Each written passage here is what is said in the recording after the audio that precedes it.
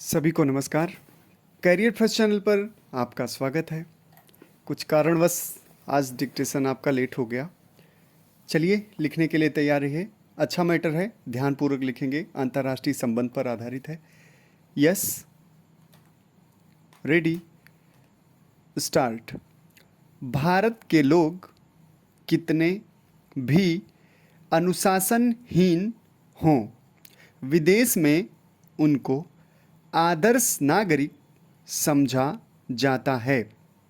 यही बात पाकिस्तान के बारे में नहीं कही जा सकती।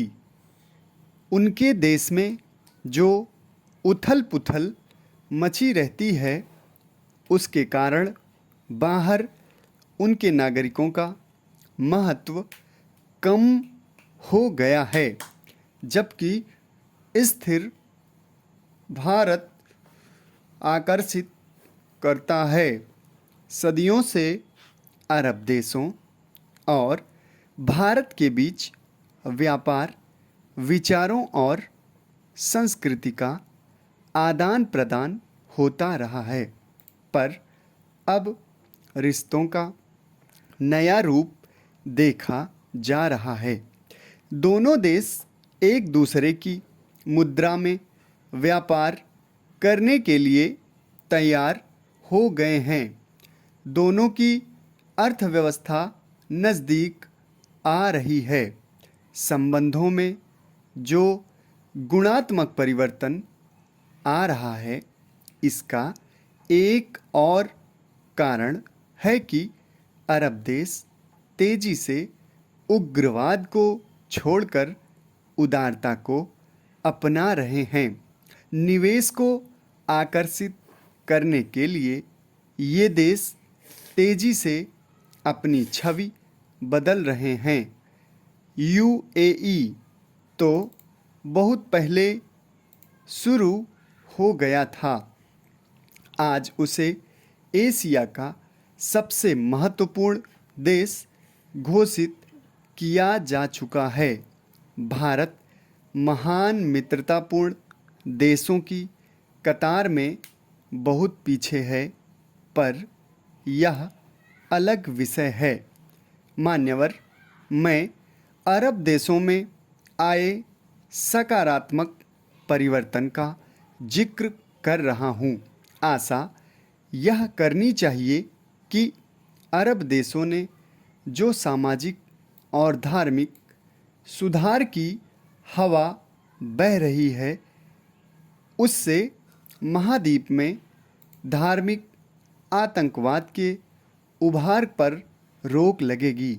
हमें भी इसी रास्ते पर चलना है और देश में सांप्रदायिक सौहार्द कायम रखना है। हमारे लोग छोटी छोटी बातों पर संयम खो बैठते हैं और भिन्नता के बावजूद एशियाई संस्कृति में बहुत समानता है।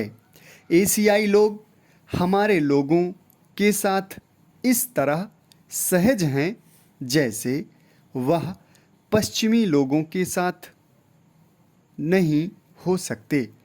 हमारे लोगों की वहाँ इज्जत है कि वह विद्वान हैं, अच्छे सलाहकार हैं, प्रतिभाशाली नागरिक हैं, जो लोगों के साथ मिलकर वहाँ का भविष्य बना रहे हैं। अरब देशों और भारत में अरबों डॉलर का निवेश वहाँ को गति दे रहा है। भारत और अरब देश दोनों पश्चिम पर निर्भर नहीं रहना चाहते, इसलिए बहुध्रुवीय विश्व चाहते हैं। भारत एवं अरब दोनों इस बात के पक्षधर हैं कि व्यापार में न केवल सुविधा विविधता होनी चाहिए, बल्कि यह संतुलन भी होना चाहिए जिससे यह दीर्घकाल तक सतत बना रहे। यही समय की मांग है कि भारत और अरब देशों के बीच एक मजबूत साझेदारी हो, जिससे दोनों अपने साझा हितों की पूर्ति कर सकें। इस प्रकार के वैचारिक और प्रगतिशील आदान प्रदान की नीति का पालन करके विश्व के अन्य सभी राष्ट्र समग्र विश्व के उत्थान में बहुमूल्य योगदान दे सकते हैं। समाप्त। धन्यवाद।